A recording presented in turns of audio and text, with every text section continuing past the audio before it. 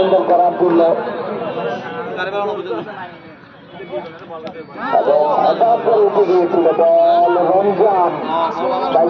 এই মাঠে কিন্তু দক্ষিণ সুস্থরী ক্রীড়া সংঘের হয়ে তথা দক্ষিণ সুস্থরী ক্রীড়া সংস্থার নবকোটি মেম্বারের ছিলেন রমজান অসাধারণ ব্যাটিং করেছিলেন এবং সেই টুর্নামেন্টও কিন্তু দারুণ জমায়েত ছিল এবং এভাবে টুর্নামেন্ট খেলে খেলোয়াড় অনেক খেলোয়াড় সৃষ্টি হবে।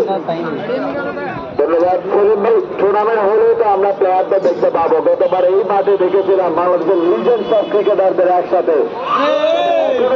সেই রমজান নামের পুরো সুবিচার করতে ব্যর্থ হয়েছে বলা যায়, তবে আমার সময় আছে, ভালো কিছু হবে সেটা প্রত্যাশা করছি।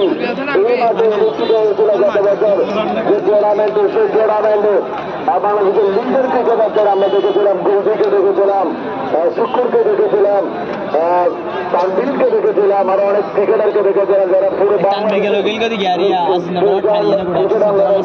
বলা যায় যতই কিছু বলা হোক না কেন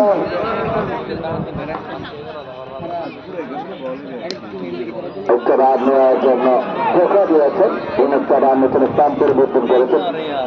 যত কিছু হোক না কেন আরো 2 ওভারে খেলা সমাপ্তি, 3 ওভারে খেলা সমাপ্তি, কোন উইকেট না হারিয়ে 44 রান আমিরা ইউনিয়ন ক্রিকেট দল।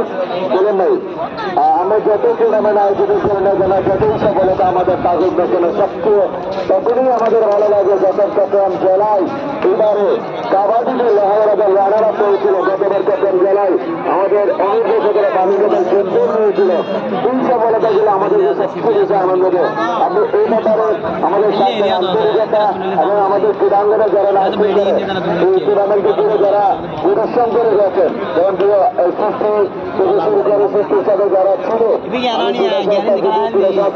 যুব ক্রীড়া কমিটির সকলকে ধন্যবাদ জানাচ্ছি।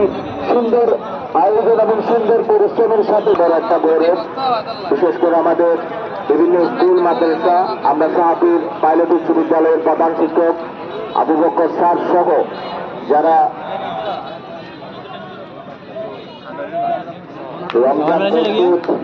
কাল মাসের বল মারলে ওরা ওরা ফরি ফরি হাড়ু করে দেখে না মার বলার কফি লেগ সাইডে উঠেছিল বল এবং আউট রমজান সময় নিয়েছেন একটু, মাত্র 5টি বল সে মোকাবেলা করেছে এবং 5টি বলের মধ্যে 2টি ছক্কা আমরা দেখেছি। যে কথাটা বলতে চেয়েছিলাম গাইডার, আমাদের বলবো আপনারা হচ্ছেন খেলোয়াড়।